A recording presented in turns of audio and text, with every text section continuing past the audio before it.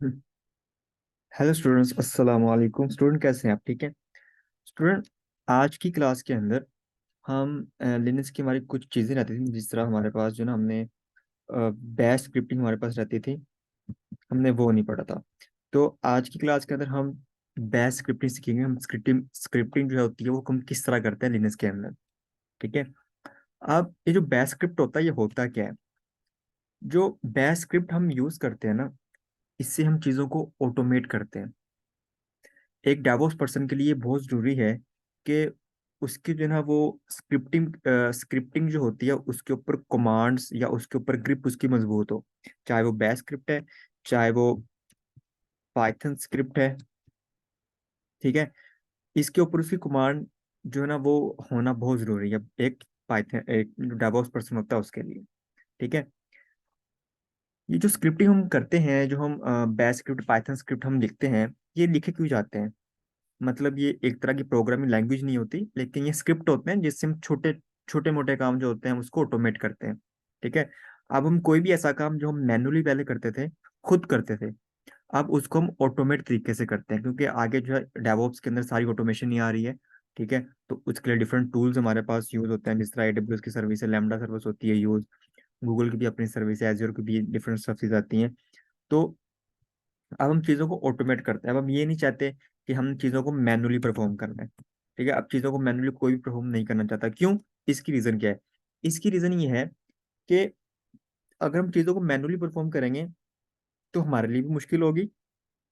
कर तो लेंगे, हमारे लिए मुश्किल होगी, वहाँ पे टाइम वेस्ट भी होगा हमारा, और इस तरह काफ़ी चीज़ें आती हैं हमें। मैं आपको एग्जांपल देता हूँ कि एक जो है ना आपका कोई ऐसा सिनेरियो है कि आपने जो है ना लाइक जो है ना, मैं आपको एक सिनेरियो दे देता हूँ। आपके 50 सर्वर चल रहे हैं, EC2 सर्वर चल रहे हैं। ठीक है। और उसके ऊपर आपकी एप्लीकेशन चल रही है, और आपके जो क्लाइंट्स हैं, जो यूजर आपकी एप्लीकेशन को यूज करते हैं, उसका जो ना कोई टाइम है, जिस तरह बिजनेस आवर्स होते हैं। तो इसका टाइम ये है कि वो जो ना उसका जो टाइम स्टार्ट होता है वो होता है सुबह 9 बजे से लेके और शाम को रात को 12 बजे तक लगा लें। ठीक है। इतने बजे में जो ना वो ट्रैफिक आती है, वो शॉपिंग करती है, जो कोई भी एप्लीकेशन है जो सर्व कर रही है उसका ये जो ना वो बिजनेस आवर्स है, और आपकी एप्लीकेशन सर्व करती है।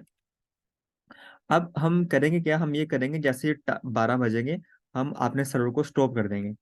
ठीक है। स्टॉप कर देंगे और फिर दोबारा सुबह को 9 बजे आके दोबारा चला लेंगे अपने सर्वर्स को। ठीक है। तो जो 12 बजे से लेके सुबह 9 बजे का टाइम है, इस दौरान हम अपने सर्वर को बंद रखते हैं। ठीक है, ताकि हमें बिलिंग ना पड़े। तो अगर हमारे पास 50 सर्वर हैं, 100 सर्वर हैं, देखिए उनको हम डेली हम मैनुअली तरीके से उसको स्टार्ट किया करेंगे वन बाय वन, फिर उसको स्टॉप किया करेंगे शाम के वक्त। क्या हम मैनुअली करेंगे? कर सकते हैं। मैं ये नहीं कह रहा कि it is impossible, but it is difficult to perform this task. कर तो सकते हैं, बट वहां पे ऑब्वियसली फिर हम क्या करें? हम मैनुअली करने के बजाय हम इसको ऑटोमेट क्यों ना कर दें? ठीक है। तो ऑटोमेट से क्या होगा? ऑटोमेट से हम क्या करेंगे? एक स्क्रिप्ट लिखेंगे, चाहे पाइथन का स्क्रिप्ट लिखें, चाहे हम बैश स्क्रिप्ट लिखें। एक स्क्रिप्ट लिखेंगे, उस स्क्रिप्ट को हम फिर क्या करेंगे? रन करेंगे। ठीक है। रन करने से क्या होगा? रन करने से जो है ना, हम वहाँ पे कोई टाइम स्पेसिफिक कर देंगे, भाई ये मेरा जो स्क्रिप्ट है ना, ये 12 बजे चले। ठीक है, 12 बजे चला करे और फिर सुबह 9 बजे चला करे। तो उससे क्या होगा? आपके सर्वर ऑटोमेटिकली रात, जैसे ही रात को 12 बजेंगे, आपका स्क्रिप्ट रन होगा और आपके सारे सर्वर बंद हो जाएंगे। और जैसे सुबह 9 बजेंगे, आपका स्क्रिप्ट रन होगा उस टाइम पे, स्पेसिफिक टाइम के ऊपर आपके सारे सर्वर ऑटोमेटिक क्या हो जाएंगे? ऑन हो जाएंगे। इस तरह बहुत सारी एग्जाम्पल्स होती है हमारे पास। ठीक है। और उसको हम जो है ना यहाँ पे कर सकते हैं। ठीक है। तो जिस तरह एक और एग्जांपल है कि आपका जो ना वो बॉस आपको कहता है कि भाई आपने या आपकी ही कोई ऐसी रिक्वायरमेंट है कि आपने रात को 3 बजे कोई ऐसा स्क्रिप्ट चलाना है अपने सर्वर के ऊपर, उसको अपडेट करना है, कोई भी आपने स्क्रिप्ट चलाना है। तो आपको अब रात को 3 बजे उठ के मैनुअली परफॉर्म नहीं करना है टास्क, आपको फाइल बनानी है। उस फाइल के अंदर सारी कमांड लिखती नहीं है, एक स्क्रिप्ट लिखना है, और ऑटोमेटिकली क्या हो जाएगा? रन हो जाएगा, जैसे आप उसको कॉन्फ़िगर करेंगे। ठीक है। तो ये काफ़ी इस तरह की जो ना हम चीज़ों को ऑटोमेट करने के लिए हम जो ना अपने स्क्रिप्ट को यूज़ करते हैं। ठीक है। तो चलिए हम पहला स्क्रिप्ट लिखते हैं अपने। अच्छा, जिस तरह आपको याद होगा हमने LS कमांड की पढ़ी थी, हमने MKDI कमांड पढ़ी थी। ठीक है। इसी तरह हमने जो ना बहुत सारी कमांड्स पढ़ी थी। हमने वी कमांड पढ़ी, हमने कैट कमांड पढ़ी, हमने टच कमांड पढ़ी। अभी तक बहुत सारी कमांड हमने डिस्कस कर ली, ठीक है। ये जो कमांड हम पहले रन करते थे, ये हम टर्मिनल के ऊपर रन करते थे। ये मेरे पास टर्मिनल है, इसके ऊपर मैं रन करता था। अब मुझे ये कमांड टर्मिनल के ऊपर रन नहीं करनी। अब मैं क्या करूंगा, इस तमाम कमांड्स को एक फाइल के अंदर लिखूंगा, ठीक है। एक फाइल बनाऊंगा, उस फाइल के अंदर ये सारी कमांड लिखूंगा, ठीक है। और फिर उस फाइल को मैं रन करूंगा। जैसे मेरी फाइल रन होगी, उसके अंदर जो स्क्रिप्ट लिखा होगा, जो मेरी कमांड्स लिखी होंगी, वो एग्जीक्यूट होंगी। और एग्जीक्यूट होने के बाद हमें वैसे ही आउटपुट मिलेगी, ठीक है भाइयों। और ये जो आप फाइल बनाते हैं, ये जो आप फाइल बनाते हो जिसके ऊपर आप पूरा स्क्रिप्ट लिखते हो, इस फाइल को बनाने के लिए आप मल्टीपल तरीके यूज कर सकते हैं, ठीक है। जिस तरह अभी हम जो लैब परफॉर्म करेंगे वो विम का यूज करेंगे और नैनो का यूज करेंगे। इसके अलावा भी बहुत सारे एडिटर होते हैं जिससे आप बैच स्क्रिप्टिंग कर सकते हो, या वहाँ पे पाइथन स्क्रिप्ट लिख सकते हो। जिस तरह हमारे पास विजुअल स्टूडियो होता है, कॉमन होता है, सबको पता होगा, ठीक है। विजुअल स्टूडियो हमारे पास होता है।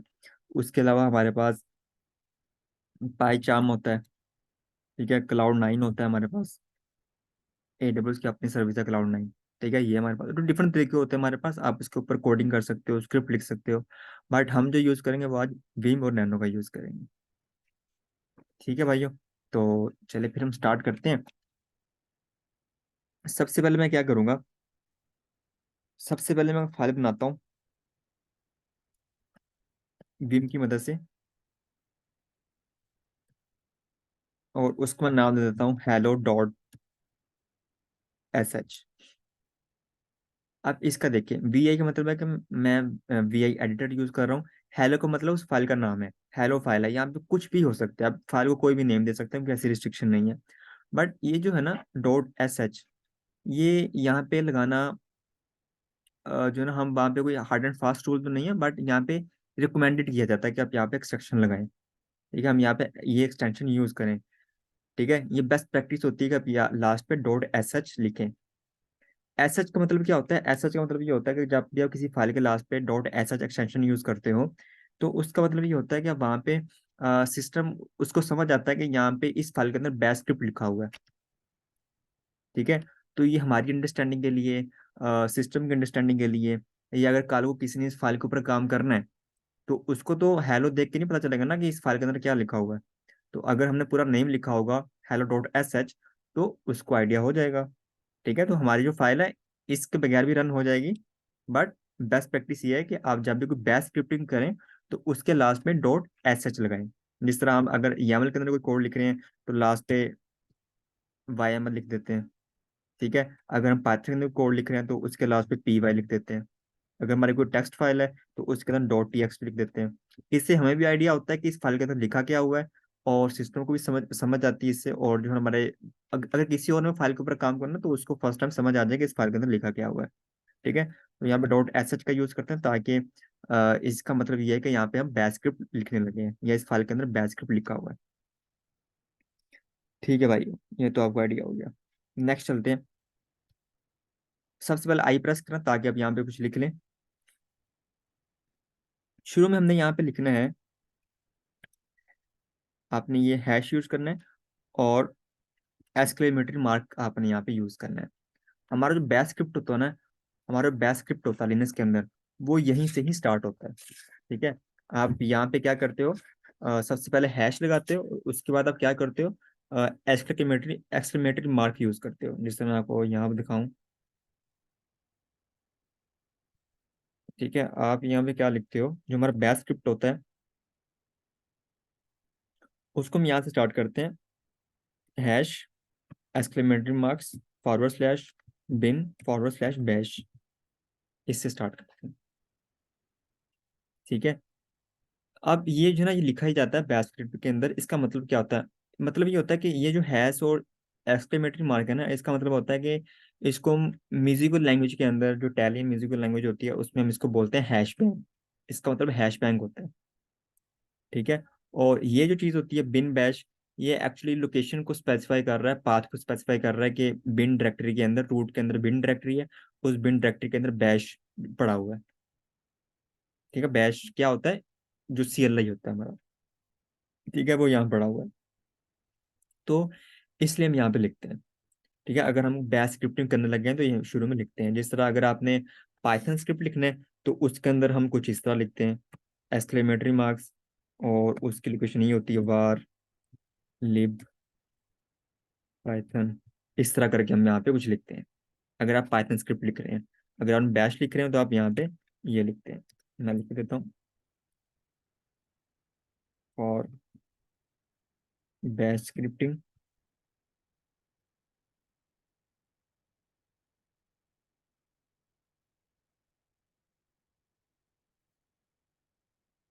ठीक है भाइयों, तो ये जरूरी होता है, तो मैं यहाँ पे इसको लिख रहा हूँ, बिन बैश। अब सबसे पहले हम जो कमांड पढ़ेंगे यहाँ पे, वो हमने पढ़नी है एको। देखिए, एको की क्या मैंने, एको क्या होता है कि आपको जो इन्फॉर्मेशन होती है ना, वो क्या करता है, डिस्प्ले करवाता है। इन्फॉर्मेशन डिस्प्ले करवाता है आपको। मैं लिख रहा हूँ एको, और मैं इसके अंदर कुछ भी लिख देता हूँ। मैं लिख देता हूँ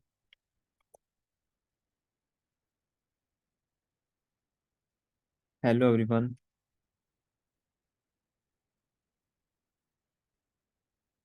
ठीक है, और मैं इसको एंटर करता हूँ। escape प्रेस करें, कोलन डब्ल्यू को, अगर बाहर आ गया। ls करता हूँ तो मेरी ये फाइल बन चुकी है। ठीक है, मैं ls करता हूँ, तो यहाँ पे देखिए मेरी फाइल बन चुकी है। अब मैं इसको एग्जीक्यूट करना है, फाइल को मैंने रन करना है, एग्जीक्यूट करना है। तो वो किस तरह करेंगे, उसके लिए कमांड होती है डॉट फॉरवर्ड स्लैश, आगे उस फाइल का नाम क्या है, hello.sh। तो मैं बैश स्क्रिप्ट रन करने लगा हूँ। एंटर करता हूँ तो मुझे क्या दे रहा है, परमिशन डिनाई दे रहा है। क्यों दे रहा है, मैं अपनी इस फाइल को एग्जीक्यूट कर रहा हूँ, लेकिन ये देखें यहाँ पे इसके पास एग्जीक्यूशन परमिशन ही नहीं है। अगर आपको नहीं पता कि परमिशंस क्या होती हैं, किस तरह साइन करते हैं, आर का मतलब क्या होता है, डब्ल्यू का मतलब क्या होता है, तो जो इससे प्रीवियस लेक्चर है प्ले लिस्ट के अंदर, पहले वो देख लें। ठीक है, परमिशन वाले। देखिए यहाँ पे एक्स परमिशन नहीं है, क्यों, क्योंकि फाइल को कभी भी बाय डिफॉल्ट एग्जीक्यूट परमिशन नहीं दी जाती, आपको साइन करनी पड़ती है खुद से। ठीक है, तो इसको मैं सबसे पहले एग्जीक्यूशन परमिशन साइन करूंगा। तो वो कैसे करते हैं, हमने पढ़ा था बहुत डिटेल में। प्लस एक्स, एक्स का मतलब एग्जीक्यूशन, और आगे उस फाइल का नाम। अब मैं ls साइफिनल करता हूँ, तो आप यहाँ पे देखें इसके ऊपर एग्जीक्यूशन परमिशन आ चुकी है। अब मैं अगर इस फाइल को रन करूंगा ना, तो मुझे कोई एरर नहीं देगा।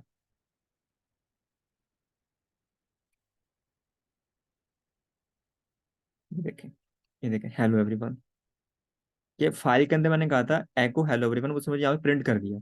मैं यहाँ पे ऐसे भी कर सकता था ना, एको करके, और यहाँ मैं लिख देता हेलो एवरीवन, यहाँ भी कर सकता था। ये देखें, सेम आउटपुट मिल रही है। लेकिन मैंने आपसे क्या कहा था, मैंने आपसे यही कहा था कि अब हम टर्मिनल के ऊपर डायरेक्टली कमांड नहीं लिखेंगे। अब मैं उस सब कमांड को कहाँ लिख दूंगा, फाइल के अंदर लिख दूंगा, और उस फाइल को हम बार बार रन करेंगे। जब भी हमें जरूरत पड़ेगी, उस फाइल को हम एग्जीक्यूट करके देखेंगे, रन कर देंगे, और हमारा काम हो जाएगा। ठीक है भाइयों, तो अब मैं दोबारा उसी फाइल के ऊपर जाता हूँ, और अब मैं उस फाइल को नैनो के थ्रू ओपन करता हूँ। नैनो का भी हम यूज कर सकते हैं, hello.sh।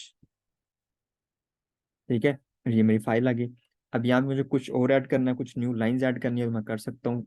सिंपल, यहाँ पे मुझे कुछ भी नहीं करना।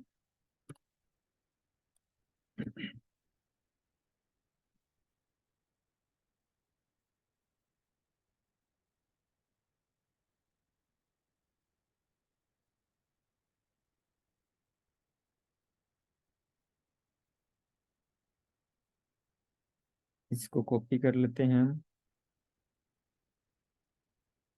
और यहाँ पे लिख देते हैं एको।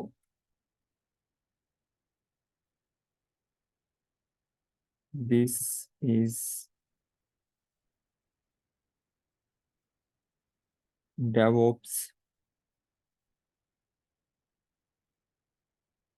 ठीक है, और लास्ट पे जाके इसको फिर यहाँ पे पेस्ट कर देते हैं, और डिजाइनिंग करके मैं क्या करता हूँ, अब आपने इसको इससे जो ना एग्जिट होने के लिए आपने कंट्रोल एक्स प्रेस करना है, एक्स।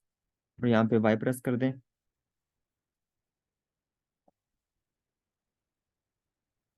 और यहाँ पे एंटर प्रेस कर दें। ठीक है। अगर आपने फाइल का कंटेंट देखना हो तो फाइल का कंटेंट देखने के लिए आप cat hello dot S H कर सकते हैं। तो ये देखें लिखा हुआ है। अब मुझे कंटेंट नहीं देखना, मुझे फाइल को एग्जीक्यूट करना है, तो एग्जीक्यूट के लिए यही हमारे पास कमांड होती है। आप डॉट फॉरवर्ड स्लैश और आगे फाइल का नाम। तो देखें जो मैं लिखा था मुझे वो सारा शो कर रहा है। मतलब क्या है कि मेरी जो फाइल्स हैं या मैंने उसके अंदर जो भी कंटेंट लिखा है वो सक्सेसफुली क्या हो रहा है, रन हो रहा है। ठीक है। और यही तो हमें चाहिए था, यही तो हमें चाहिए था। अब क्या करता हूँ, मैं एलएस करता हूँ, मेरे पास एक ही फाइल है। अब हम एक और फाइल बना लेते हैं वी आई के थ्रू। अब जो फाइल मैं बना रहा हूँ वो बनाता हूँ वेरिएबल की फाइल, और इसको नाम देते हैं वेरिएबल डॉट एस एच, क्योंकि इस फाइल के ऊपर मैंने वेरिएबल्स का काम करना है, तो इसलिए मैं इसका नाम भी वेरिएबल रख रहा हूँ। और आपको पता है कि इसको स्टार्ट यहीं से करते हैं, बिन बैश। ठीक है। अच्छा, आपने जो ना जो सी एस के स्टूडेंट्स हैं या जिन्होंने थोड़ा बहुत इसके बारे में डिस्कस किया हुआ है, उनको पता होगा कि यहाँ ना हम वेरिएबल बनाते हैं। ठीक है, ये हमारा होता है वेरिएबल। हम एक वेरिएबल बना के उसके अंदर जो ना हम एक वैल्यू स्टोर कर देते हैं, जिस तरह मैं कहता हूँ अली। ठीक है। और ये तो हो गया वो, दिस इज डेवऑप्स। चले इसको जो ना हम थोड़ा रिमूव करके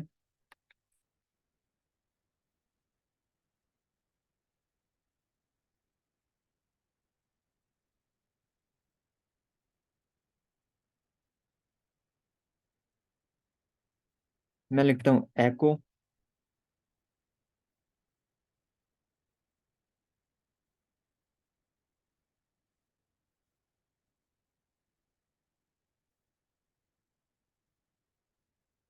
माई नेम इज।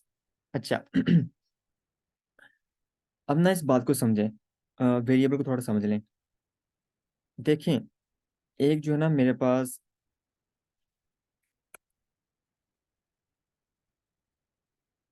एक फाइल है या पूरी एक वेबसाइट मैंने बनाई हुई है। ठीक है, पूरी वेबसाइट है जो गवर्नमेंट की वेबसाइट है। ठीक है। और उस गवर्नमेंट की वेबसाइट के ऊपर क्या है, उस गवर्नमेंट वेबसाइट के ऊपर प्राइम मिनिस्टर का नाम लिखा हुआ है। प्राइम मिनिस्टर जो भी करंट प्राइम मिनिस्टर है उसका नाम लिखा हुआ है। और वो नाम लिखा हुआ है जी कोई 1000 टाइम्स उसका नाम लिखा हुआ है उस पूरी वेबसाइट के ऊपर। को पता होगा, हम वेबसाइट विजिट करते हैं गवर्नमेंट की, तो वहाँ पे डिफरेंट जगह के ऊपर बार बार उसका नाम मेंशन किया होता है। अब जो है ना, अब फर्ज कर लें प्राइम मिनिस्टर चेंज हो गया।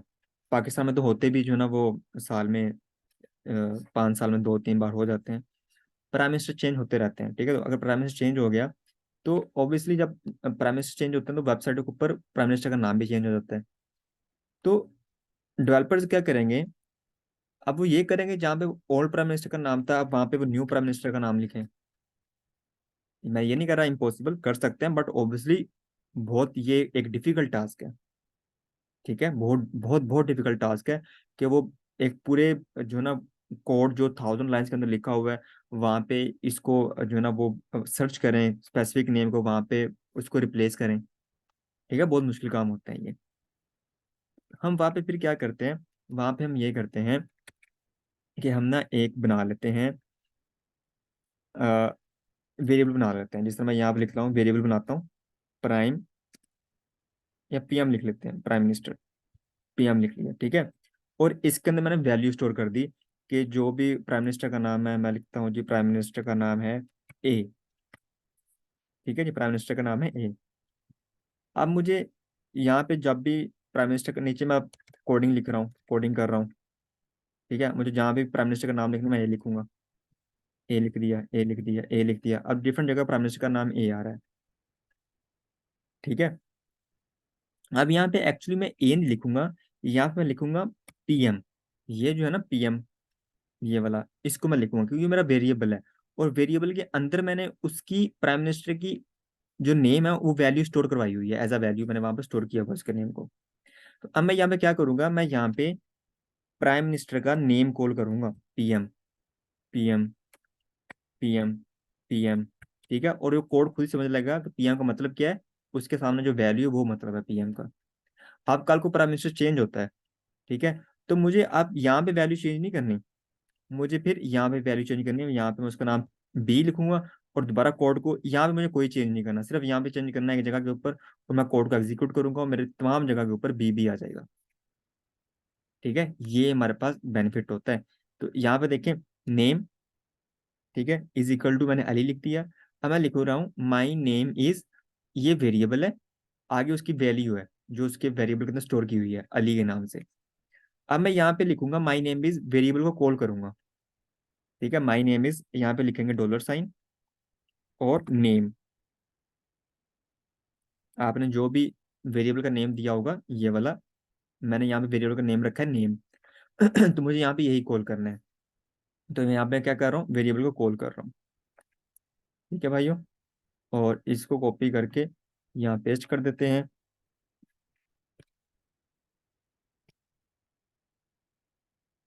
दोबारा इसको मैं एग्जीक्यूट करता हूँ।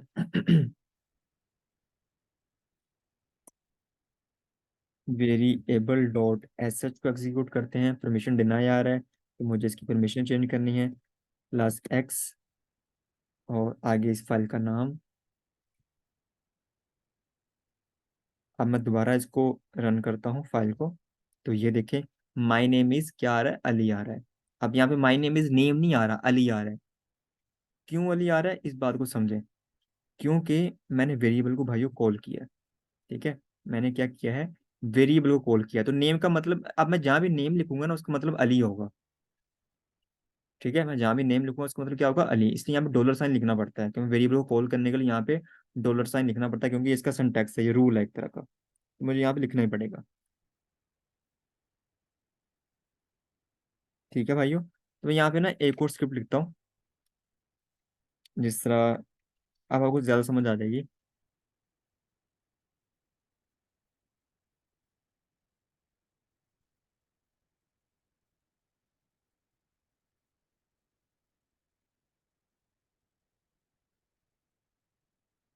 अब मैं यहाँ पे दो वेरिएबल बनाता हूँ, और जिस तरह एक वेरिएबल बना देता हूँ फर्स्ट नेम, ठीक है, और फर्स्ट नेम के अंदर मैं स्टोर कर देता हूँ कोई वैल्यू, अली, ठीक है, और यहाँ लिख देता हूँ second name variable, second name, और सेकंड नेम के अंदर वैल्यू स्टोर कर देता हूँ जफर। ठीक है भाइयों, अब मुझे इसको नीचे कॉल करना है, तो कॉल करने के लिए मैं क्या करूँगा, एको, फिर डिजाइनिंग कर लेते हैं, एको करके, अब मैं इसको कहता हूँ भाई, माई फर्स्ट नेम इज, अब मैं यहाँ पे अली नहीं लिखूंगा, मैं यहाँ पे लिखूंगा माई फर्स्ट नेम इज, वेरिएबल को कॉल करूंगा, वेरिएबल को कॉल करूंगा,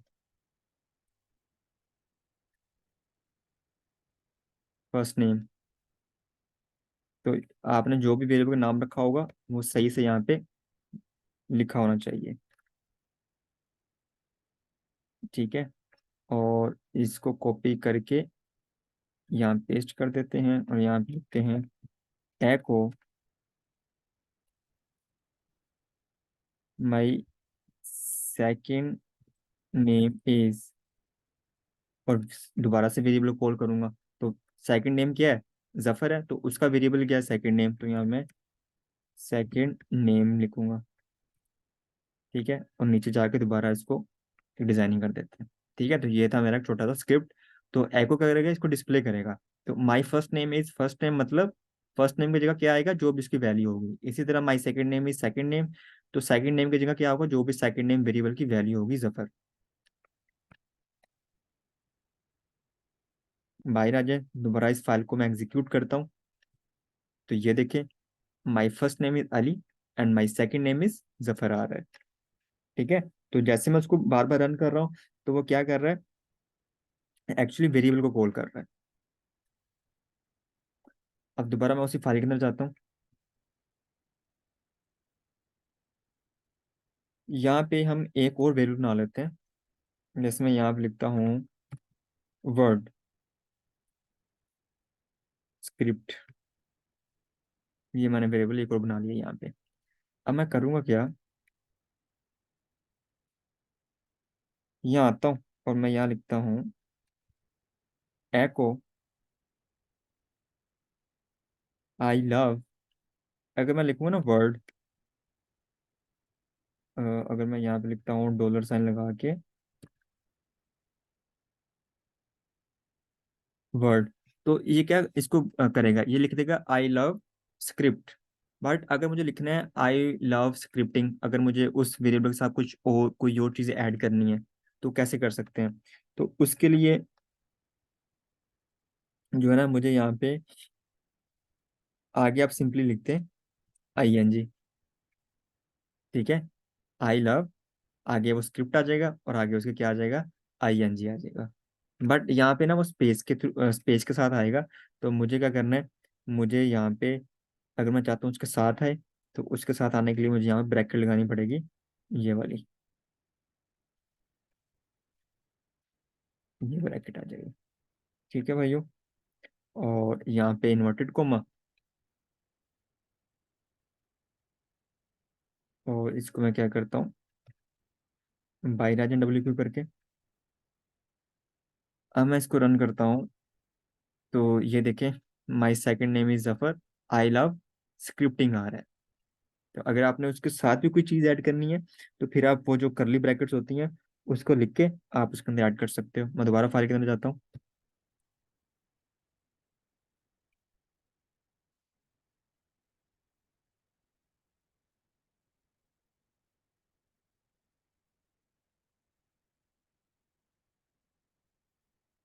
मैं यहाँ पे एक और चीज़ लिख देता हूँ, एको करके।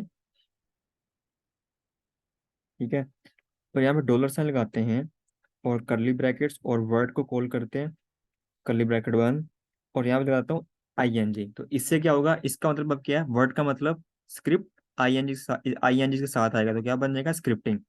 Scripting is fun. ठीक है, तो मैं यहाँ पे ये कर देता हूँ, एंड कोलन डब्ल्यू क्यू, बाहर आ जाए, दोबारा करें इसको एग्जीक्यूट फाइल को, तो यहाँ पे देखें स्क्रिप्टिंग इज फन। तो इस तरह आप मल्टीपल तरीकों से यहाँ पे चीज़ों के ऊपर काम कर सकते हैं।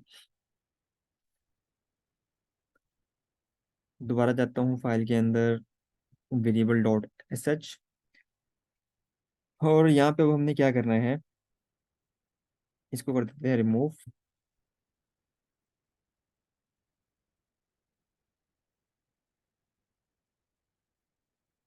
इसको रहने देते हैं।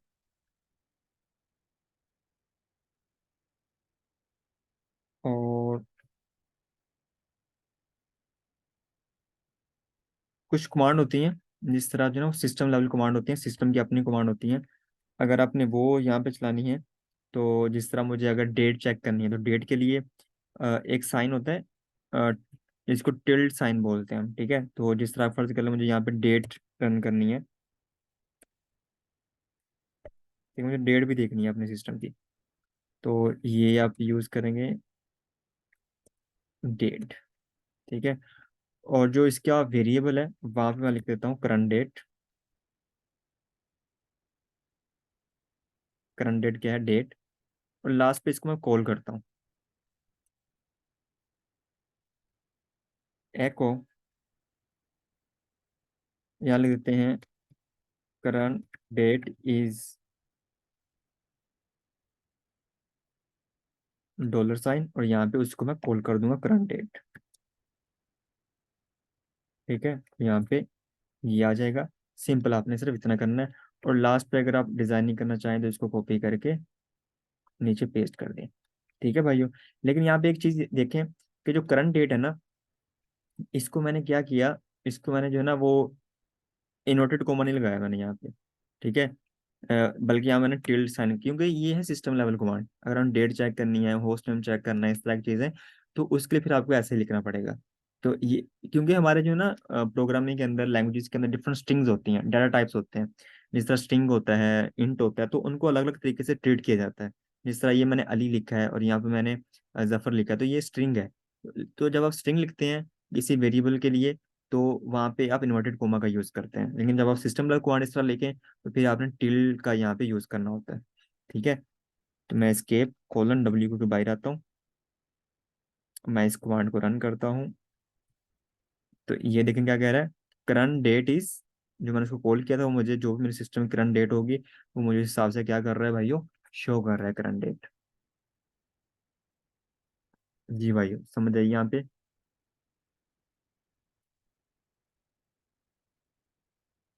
क्लियर है यहाँ तक। नेक्स्ट चले फिर हम, चलें जी। अब क्या करते हैं, अब मैं इस फाइल की जान छोड़ता हूँ। ठीक है, अब हम जो है ना वो एक न्यू फाइल बनाते हैं और उसका नाम रखते हैं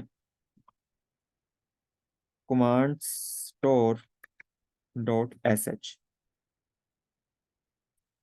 एंटर करता हूँ कि अगर जो है ना आपने कोई फाइल है और उसको आपने स्टोर करना है, मतलब आप चाहते हैं कि मेरा स्क्रिप्ट भी रन हो और किसी जगह पे वो स्टोर भी हो जाए जाके, तो उसके लिए फिर आप क्या कर सकते हैं, बाकी जो कमांड्स मैंने लिखी हुई हैं आपके लिए, वो इस तरह टाइम ज़्यादा हो जाएगा हमें, तो मैं इसको यहाँ से कॉपी करता हूँ, स्क्रिप्ट को यहाँ पे आके पेस्ट करता हूँ।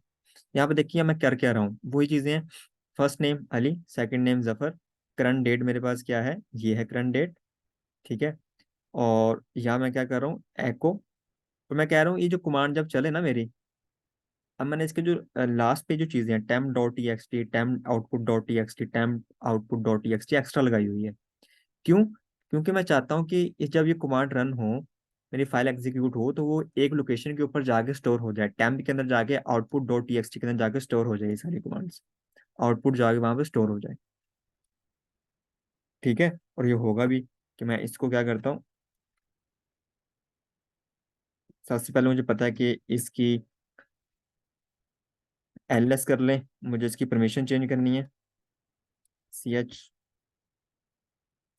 मोड प्लस एक्स, और इसका नाम,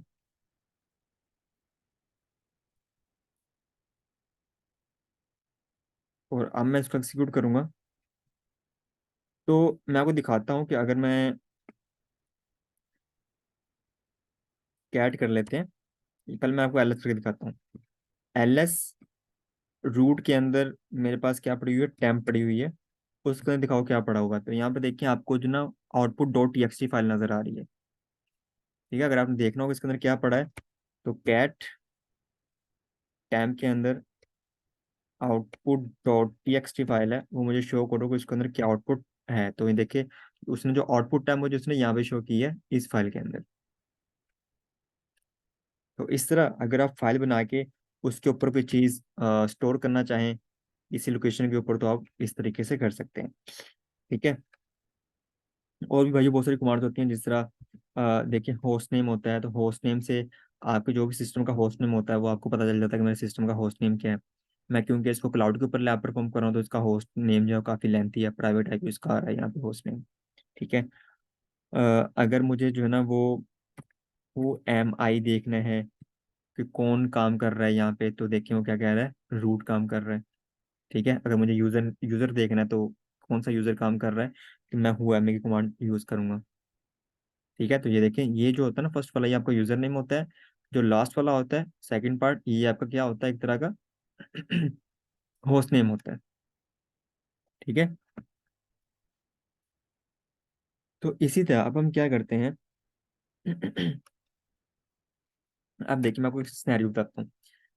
सिनेरियो आपका ये है कि आप जाते हैं सुबह कंपनी के अंदर, और आपको जो ना कंपनी के बॉस ने आपको ये कहा होगा कि भाई जब भी आप सुबह आए, या आपकी कोई ऐसी रिक्वायरमेंट है कि आप जब भी सुबह जाते हैं अपने ऑफिस के अंदर, और वहाँ पे आप जब सिस्टम ऑन करते हैं तो आपने पहले सिस्टम के ऊपर कुछ कमांड रन करनी होती है।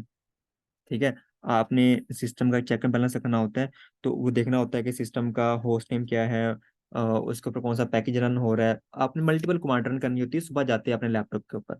तो क्या वन बाय वन चेक उसको रन करेंगे? ठीक है, वन बाय वन लगे रहें, फिर काफी टाइम लग जाएगा आपको। इससे बेहतर क्यों ना ये हो कि आप वो सारी कमांड एक फाइल के अंदर लिख लें, और उस फाइल को डेली रन करते जाएं, जब भी आपको जरूरत पड़े उस फाइल को एक क्लिक पे रन कर लें। ठीक है, और आपकी सारी कमांड एग्जीक्यूट हो गई। ठीक है भाइयों, तो मैं यहाँ पे क्या करता हूँ, एक फाइल बनाता हूँ वी आई, और उसका नाम हम रखते हैं सिस्टम कमांड्स, कि आपको सिस्टम कमांड्स रन करनी है।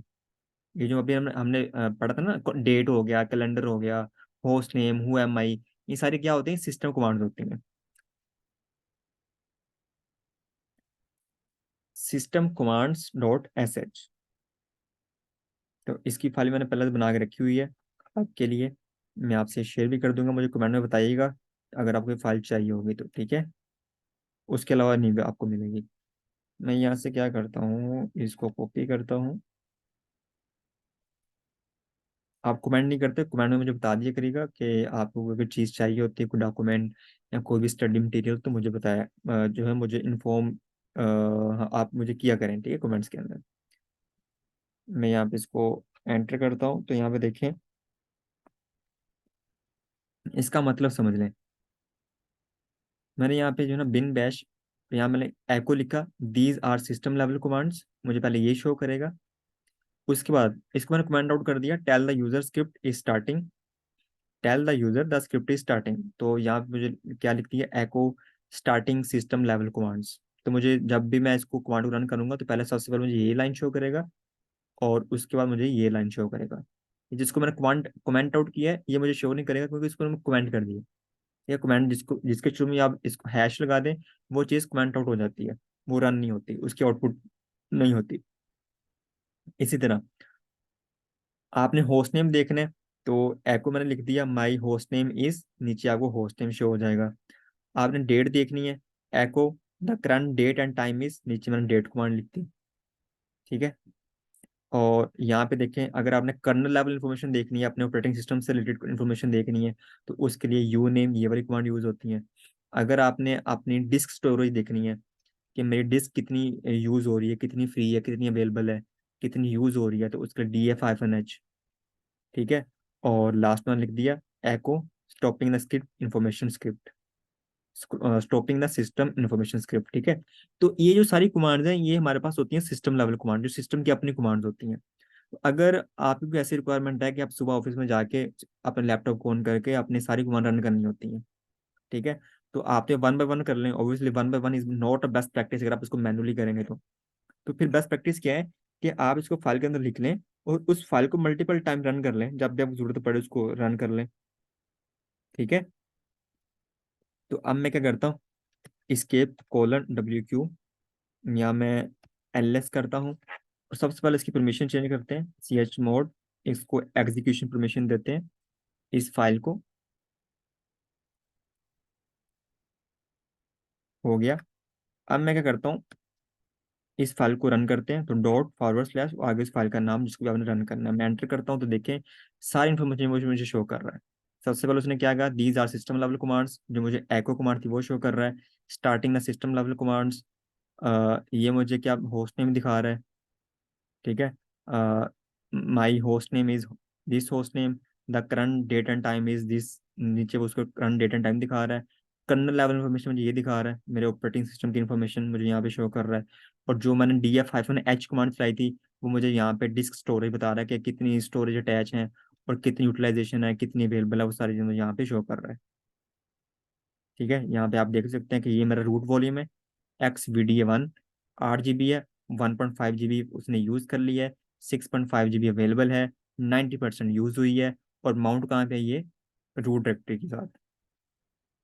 ये मुझे सारी इन्फॉर्मेशन यहाँ पे वो शो कर रहा है, ठीक है भाइयों। तो इस तरह जो ना आपके लिए यही आसान काम है कि आप इस फाइल को बना के रख लें।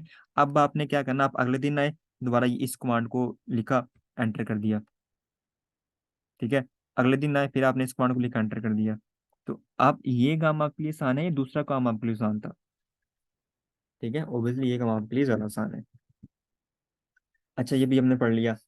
अब हम नेक्स्ट चलते हैं, और हम कुछ न्यू काम करते हैं, जो है ना, हम अब कंडीशंस के ऊपर बात कर लेते हैं कि लिनक्स के अंदर कुछ कंडीशंस भी हम क्या कर सकते हैं, लगा सकते हैं। जिस तरह मैं एक फाइल बनाता हूँ, और उस फाइल का नाम लिखता हूँ conditions.sh,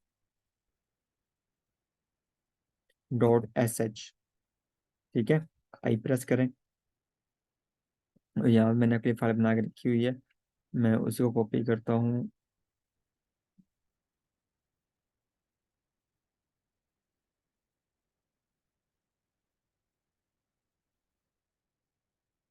हाँ, ये देखें, यहाँ पे मैं क्या कह रहा हूँ, मैं लिख रहा हूँ यहाँ पे काउंट इज इक्वल टू 20। ठीक है, आगे मैं कंडीशन लगा रहा हूँ, इफ। इफ का मतलब ये है, इफ आगे मैं वेरिएबल को काउंट कॉल कर रहा हूँ, काउंट इज इक्वल टू 20। मैं कह रहा हूँ कि अगर जो मेरा वेरिएबल है, अगर तो 20 के बराबर है, ठीक है, इक्वल है 20 के, तो आपने ये प्रिंट करना है the condition is true. Else अगर उसके अलावा कोई यहाँ पे कोई और वैल्यू है, तो आपने उसको क्या कर देना, फॉल्स कर देना है। और ये पूरा सिंटैक्स होता है। अगर आप जिस तरह हर प्रोग्रामिंग लैंग्वेज होती है, तो उसको अंदर कंडीशंस लिखने का अलग अलग सिंटैक्स होता है, आपको उसको फॉलो करना पड़ता है। ठीक है, इसी तरह जो बैश स्क्रिप्ट होता है, उसका ये सिंटैक्स होता है कि आपने इफ से स्टार्ट करना है, आगे आपने देन लिखना है, इफ दिस कंडीशन देन ये प्रिंट कर दो, वरना एल्स ये प्रिंट कर दो। और नीचे आप लास्ट पे लिखते हैं 5, FI लिखते हैं, कि इसका मतलब होता है कि यहाँ मेरा स्क्रिप्ट खत्म हो रहा है। जिस तरह डिफरेंट प्रोग्रामिंग लैंग्वेज होती है ना, तो यहाँ पे आप जब स्क्रिप्ट खत्म होता है, तो वहाँ पे ये ब्रैकेट का यूज करते हैं। ठीक है, तो वो मैटर करता है कि आप कौन सा लैंग्वेज यूज कर रहे हो, बट फिलहाल लिनक्स के अंदर हम इसी तरह इसको यूज करते हैं। ठीक है, तो हमें यहीं से देख के बताएं कि इसका आंसर क्या आना चाहिए। ऑब्वियसली इसका आंसर क्या आना चाहिए, ट्रू आना चाहिए, द कंडीशन इज ट्रू, क्योंकि ये इसके बराबर है 20 के। मैंने कहा है कि काउंट इज इक्वल टू 20, तो अगर काउंट इज इक्वल टू 20 है, तो उसको ट्रू कर दो, ट्रू कर देगा उसको। वो चला के दिखा देता हूँ। सबसे पहले इसको परमिशन हमने देनी है, ch मोड प्लस x।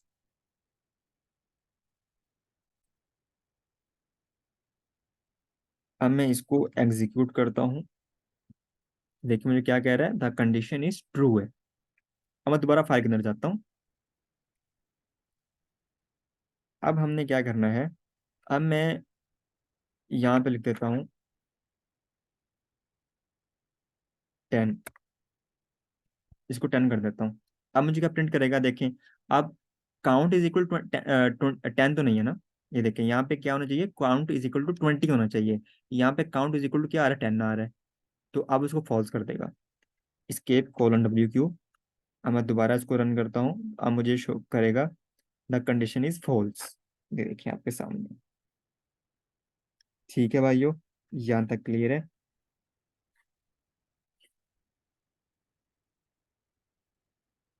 ठीक है, तो डिफरेंट चीज़ें होती हैं। मैं वो दिखा भी देता हूँ यहाँ पे। कि अगर आपने ये देखना हो ना कि इक्वल है कि नहीं, तो उसके लिए आप ये भी साइन यूज कर सकते हैं, जो भी हमने किया। ठीक है, उसके अलावा एक और साइन होता है, वो हाइफन लगा के EQ लिखना पड़ता है। आप इक्वल उसको देख सकते हैं। ठीक है, अगर आपने नॉट इक्वल देखना है, वो भी हम करके देख लेते हैं। नॉट इक्वल देखना है, तो नॉट इक्वल के लिए क्या यूज होता है, उसके लिए हम यूज करते हैं एक्सक्लेमेटरी मार्क और इज इक्वल टू, ये यूज करते हैं। ठीक है, और इसके अलावा हम एक और यूज करते हैं, ये वाला NQ। ठीक है, ये भी यूज किया जाता है। इसी तरह अगर आपने ग्रेटर देन देखना है, दो ग्रेटर देन के लिए हम ये यूज करते हैं। ठीक है, अगर ये यूज नहीं करना आपने, तो फिर हम ये भी यूज कर सकते हैं, -GT। इसी तरह अगर आपने लेस देन देखना है, तो लेस देन के लिए हम या तो ये यूज कर लें, या फिर हम क्या यूज कर लें, LT, ये यूज कर लें। ठीक है, अब हम एक और फाइल बनाते हैं।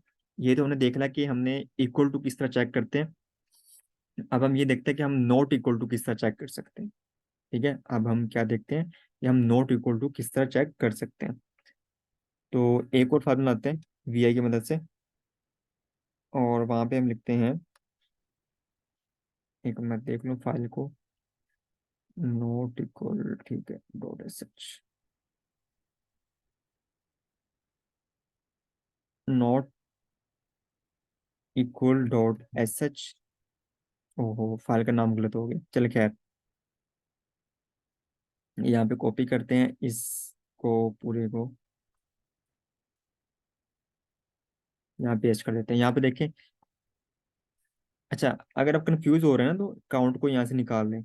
काउंट की जगह आप, मैंने बोला, आप इसके जगह कुछ भी रख सकते हैं।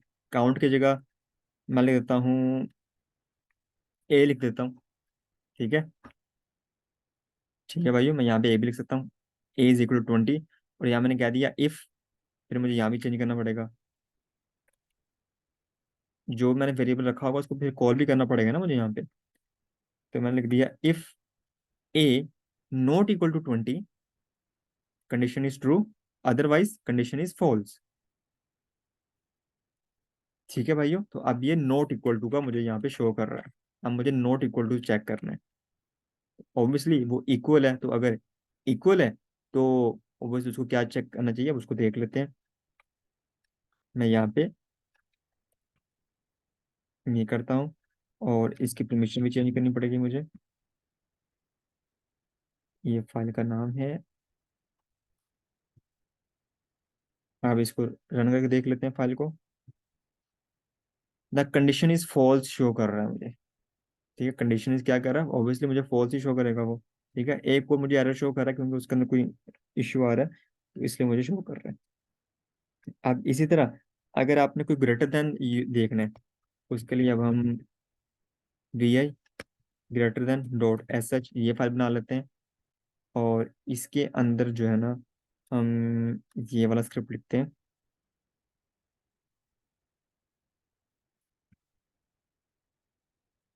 यहाँ पेस्ट करता हूँ, यहाँ पे देखें, count is equal to 20, but if count ये जो वेरिएबल है, ये अगर 20 से बड़ा है तो क्या करो, ट्रू करो, वरना अदरवाइज इसको क्या कर दो, फॉल्स कर दो। ठीक है, तो ये उसको बराबर है, तो आई थिंक इसको ट्रू ही करेगा। परमिशन चेंज करते हैं पहले, सबसे पहले।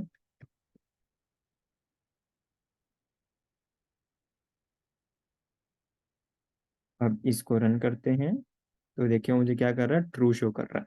मैं दोबारा इस फाइल को चेंज कर लेता हूँ।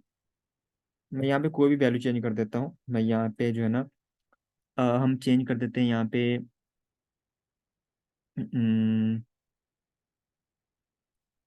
ये कर देता हूँ, इसको चेंज कर दें या उसको चेंज कर दें, आपकी मर्जी। मैं इसको 2 कर देता हूँ। ठीक है, तो यहाँ पे देखें, अब क्या कर देगा, फॉल्स कर देगा, क्योंकि मैंने कहा कि जो काउंट है ये 20 से क्या होना, अगर 2 से बड़ा है, अगर 2 से बड़ा है तो ट्रू कर दो, और अगर 2 से छोटा है तो क्या कर दो, फॉल्स कर दो। ठीक है, तो काउंट ही देखें, 20 2 से क्या है, बड़ा है, तो मुझे ट्रू ही शो करेगा। मुझे दोबारा क्या करेगा, टू ही शो करेगा। ट्रू कर दिया। अब दोबारा फाइल को चेंज कर देता हूँ। तो मैं यहाँ पे लिख देता हूँ 100। ठीक है, अब मुझे फॉल्स शो कर, क्योंकि यहाँ पे देखें, यहाँ पे अगर यहाँ काउंट है ना, तो काउंट की जगह आप इसकी वैल्यू देखें, 20 है, तो 20 ग्रेटर देन 100। ठीक है, 20 ग्रेटर देन 100 है, तो इसका मतलब फॉल्स है, हो ही नहीं सकता, यहाँ पे मैंने कंडीशन में लिखा हुआ है। अब मुझे फॉल्स शो करेगा। मुझे क्या कर रहा है, the condition is true show कर रहा है। अभी देख लेते हैं इसको। If 20 greater than 100, the condition is true, else the condition is false। अच्छा, मुझे जो है ना यहाँ पे उसको चेंज करना है। अगर मैं यहाँ पे चेंज करता हूँ, यहाँ पे लिख देता हूँ 200। ठीक है, और यहाँ पे मैं लिख देता हूँ नीचे आके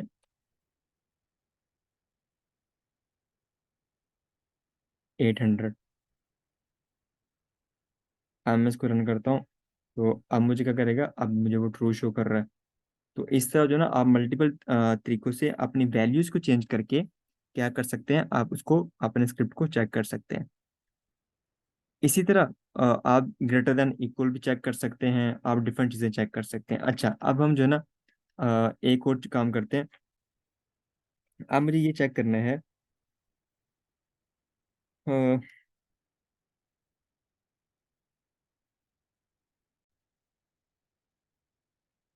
कि अभी जो मैं जो भी स्क्रिप्ट लिख रहा था, मैंने डिफरेंट फाइल्स बनाई, तो ग्रेटर देन, लेस देन, वो सारी चीज़ें, equal to, not equal to, उसके अंदर क्या था, मैंने वैल्यू जो थी ना, वो मैं उसके अंदर ही डिफाइन कर रहा था फाइल के अंदर। बट अगर वो वैल्यू मुझे यूजर से लेनी है फिर, ठीक है, मैं चाहता हूँ कि यूजर वहां पे पुट करे वैल्यू को, तो वो भी हम कर सकते हैं। जिस तरह मैं यहाँ फाइल बनाता हूँ, V I user input dot S H, इस नाम से फाइल बनाते हैं हम। ठीक है, और यहाँ पे आके हम क्या करते हैं, ये देखें, यूजर इनपुट की वैल्यू हमारे पास यहाँ से आएगी। मैं इसको कॉपी करता हूँ,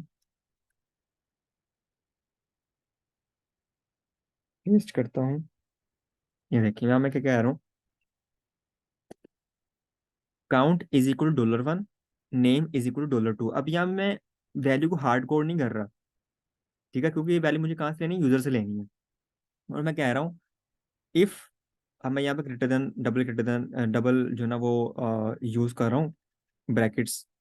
यहाँ पे लिख रहा हूँ count greater than or equal to 40, कि यूजर जो भी वैल्यू पुट करे काउंट की, अगर तो उसकी वैल्यू 40 से ग्रेटर हो तो क्या कर दो, कंडीशन को ट्रू कर दो, अदरवाइज फॉल्स कर दो।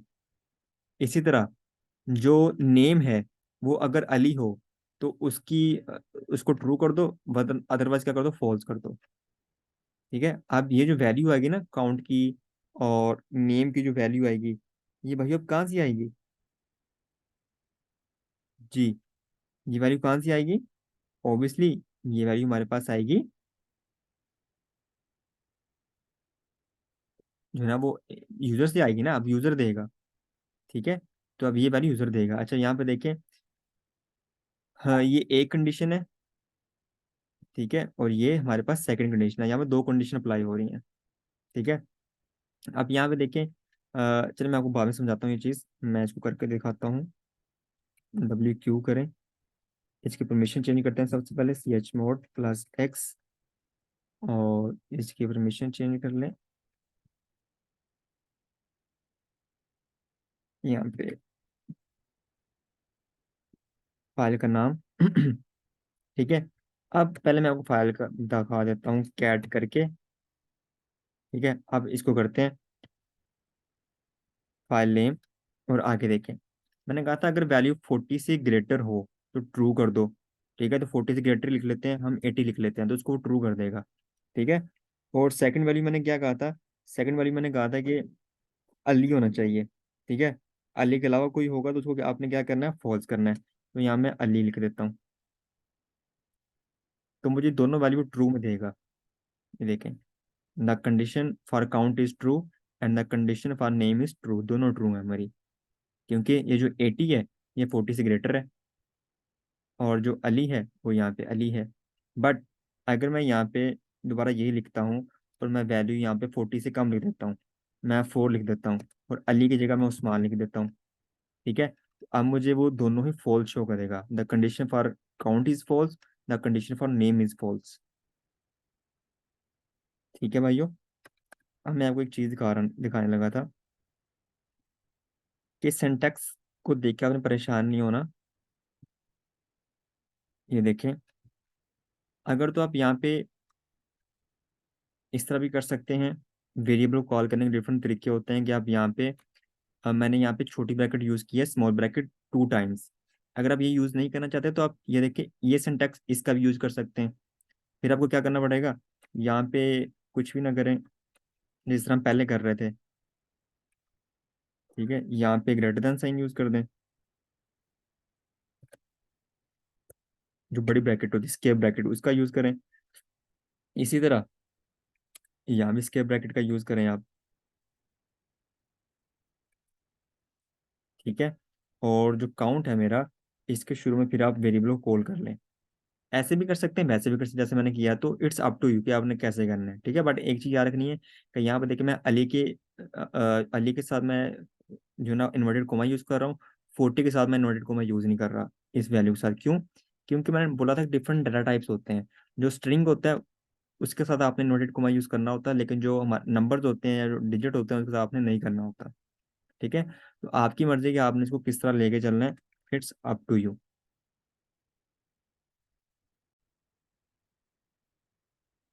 ठीक है भाइयों, तो इसी तरह हम एक और फाइल बनाते हैं, लास्ट फाइल है ये हमारी, और यहाँ मैं ये लिखता हूँ मल्टी कंडीशन script.sh, कि मेरी ये फाइल है।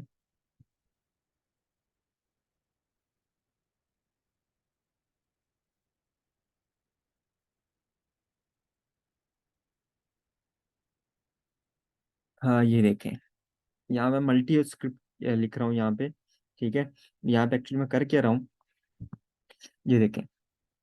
इफ, यहाँ पे देखिए मैंने वो वाला यूज नहीं किया, जो ना वो स्केप ब्रैकेट और साथ उसके जो ना जो डॉलर साइन आता है वो यूज नहीं किया। आप वैसे भी यूज कर सकते हैं, आप वेरिएबल को वैसे भी कॉल कर सकते हैं, इस तरह भी वेरिएबल कॉल कर सकते हैं। ठीक है, तो यहाँ पे देखिए मैंने एक वेरिएबल बना दिया सबसे पहले मार्क्स के नाम से, मार्क्स $1। मतलब इसका क्या है कि जो यूजर होगा वो इनपुट देगा। ठीक है, आप यहाँ पे स्पेसिफाई भी कर सकते हैं, यहाँ पे वैल्यू को आप हार्ड कोर भी कर सकते हैं। यहाँ पे देखें, बात समझें। अगर तो आप यूजर से वैल्यू नहीं लेना चाहते यूजर से, तो फिर आप क्या करें,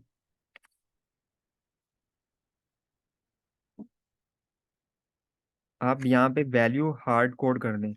आपको 70 लिखना है, 79 लिखना है, आपको यहाँ पे 60 लिखना है, हार्ड कोड कर दें वैल्यू को।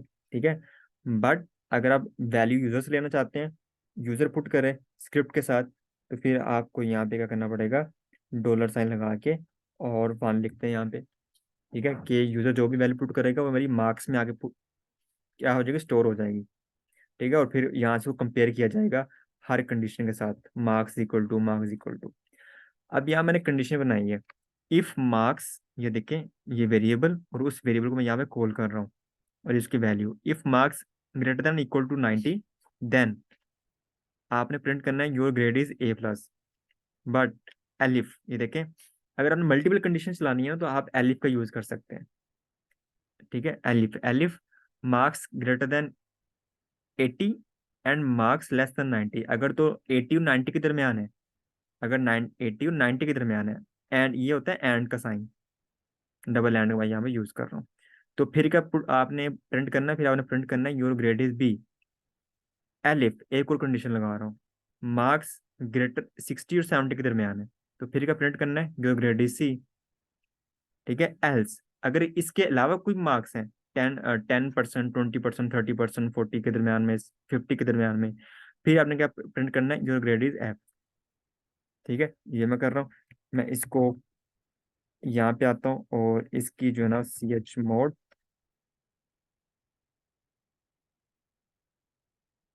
मैं इसकी परमिशन चेंज करता हूँ सबसे पहले। अब मैं इसको एग्जीक्यूट करता हूँ, और लास्ट में मैं ना पहले आपको मैं, मुझे फाइल दिखा देनी चाहिए, कैट। तो ये देखें, ये फाइल है। अब मैं यहाँ पे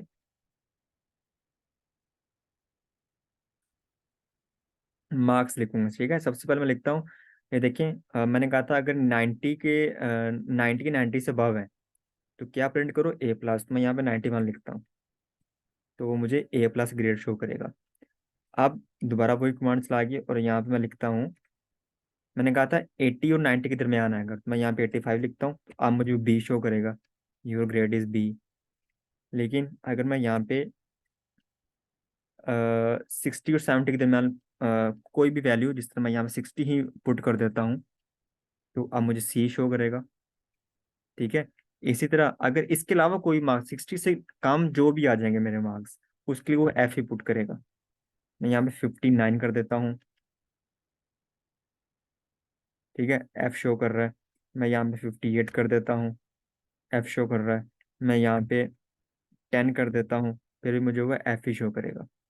तो यही तो कंडीशन थी, मल्टी वैल्यू कंडीशन, इसको कहते हैं मल्टी कंडीशंस, कि अगर इसके अलावा कोई वैल्यू है, इनके अलावा, तो उसके लिए फिर क्या कर दो, एल्स यूज कर रहे हैं ना, तो एल्स का मतलब ये होता है कि अगर इनके अलावा कोई और वैल्यू हो तो उसके लिए फिर आप एफ प्रिंट कर दो।